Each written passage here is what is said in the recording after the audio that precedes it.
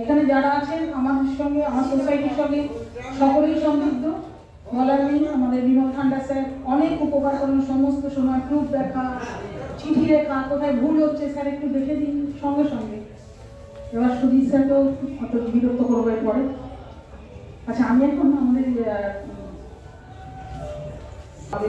আমি ওনাকে বক্তব্য রাখার চেষ্টা করব। বিশেষ মুহূর্ত,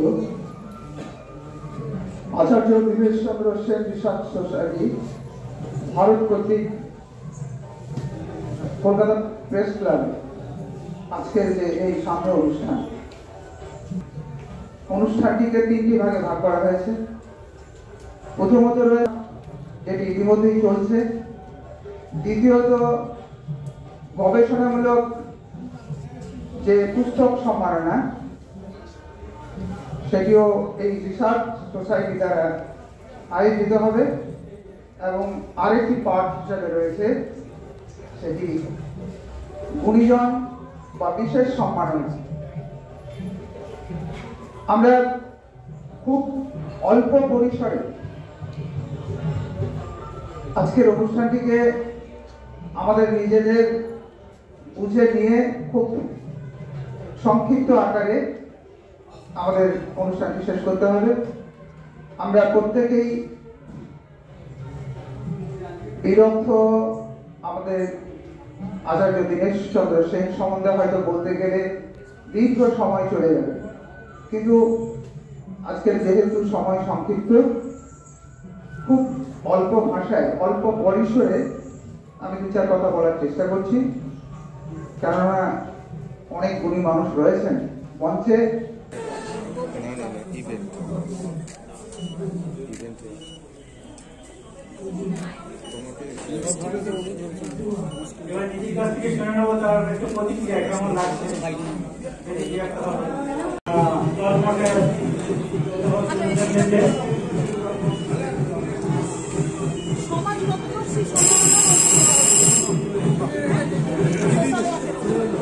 তাকে সমর্থ হওয়ার জন্য বিশেষ সম্মানিত করা হলো এবং তাকে সম্মানিত করতে গিয়ে আমাদের সম্মানিত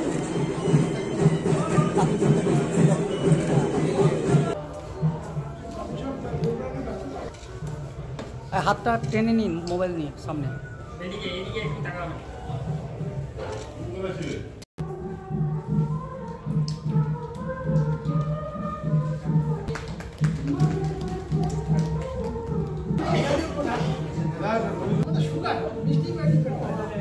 বাইবেল ও বাংলা সাহিত্যের জন্য ডক্টর সুরঞ্জন মিত্রকে সম্মানিত করা হয়।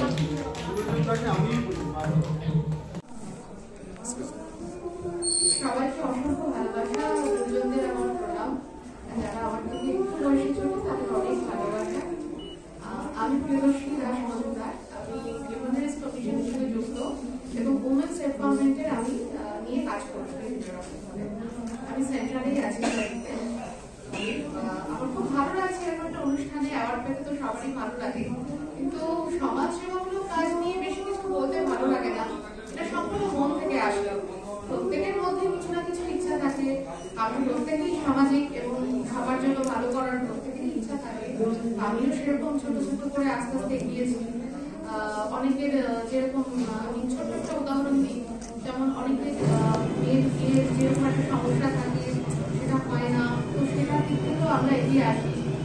আর নারী নির্যাতনের বিভিন্ন রকম সমস্যা আজও আছে গ্রামে গঞ্জে, সেখানেও আমরা পৌঁছাই।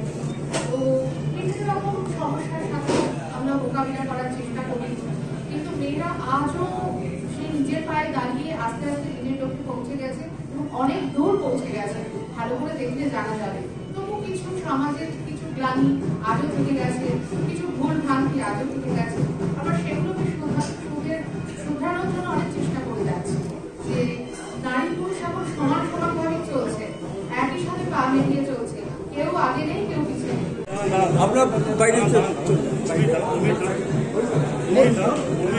নমস্কার, আমি প্রিয়দর্শী দাস মজুমদার। আমি উমেন এম্পাওয়ারমেন্টের হেড এবং মেয়েদের বিভিন্ন সমস্যার সঙ্গে যুক্ত। মেয়েদের বিভিন্নভাবে এখনও চলে যাচ্ছে, সমাজের সঙ্গে নির্যাতন হচ্ছে। কিছুদিন আগে আমাদের কলকাতার একটা নারকীয় ঘটনা ঘটে গেছে, আমরা সবাই জানি, গোটা দেশ জানে, গোটা পৃথিবীর মানুষ জানে। এটা ভীষণভাবে লজ্জিত। আজ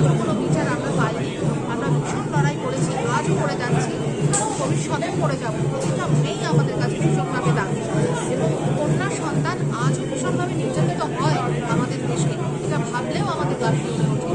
তো আমরা চাই দেশকে সুন্দরভাবে এগিয়ে যেতে, মেয়েদের স্বীকৃতি, মেয়েদের সম্মান মানে দেশের উন্নতি। এবং আমরা সামাজিক লোক সমস্ত প্রতিষ্ঠানের সঙ্গে যুক্ত। আমরা হিউম্যান রাইটস মানে মানুষের অধিকার নিয়ে আমরা লড়াই করি। সেখানে কোনো মানুষ কোনো প্রাণীকে আমরা নির্যাতিত হতে দেখবই না, দেখতে চাই না। আর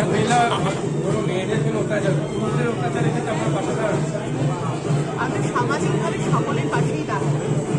হয় কি ছেলেদের থেকে মেয়েরা বেশি নির্যাতিত হয়, বেশি নির্যাতিত আজও হচ্ছে। বলছে তো সমাজ একসাথে এগিয়ে যাচ্ছে, কিন্তু সেটা কি হচ্ছে? কিন্তু সেটা কি হচ্ছে? এখনো মেয়েদের ছোটভাবে দেখা হয়, এখনো মনে করা হয় মেয়েরা শারীরিকভাবে ভীষণ দুর্বল, কিন্তু আজ কিন্তু সেটা নেই। প্রধানমন্ত্রী নরেন্দ্র মোদীর বডিগার্ড আজ কিন্তু মেয়েরা। হঠাৎ করে চেঞ্জ হয়ে গেল, ছেলেদের থেকে হঠাৎ করে মেয়েরা চলে এলো। সম্মান দেশ যখন তখনই এগোবে যখন মেয়েরা সম্মানিত হবে। মেয়েরা প্রতি পদক্ষেপে আজও প্রতি পদক্ষেপে অপমানিত হচ্ছে, এটা আমরা মেনে নেব না। আমরা যেমন ছেলেদেরও পাশে আছি, আমরা সেরকম মহিলাদেরও পাশে আছি, কিন্তু এইটা মেনে নেব না যে মেয়েরা উইক। মেয়েরা সব থেকে বেশি শক্তিশালী, মা দুর্গার অবতার তারা। তারা সব দিক থেকে সব কিছু সহ্য করে তারা আজও নিজের প্রত্যেকটা অধিকার করত এবং প্রবল শক্তিশালী তারা। তো কখনো আমরা মনে করি না যে মেয়েরা ছোট, নিচু, একটু দুর্বল, এরকম কখনো কিছু ভাবা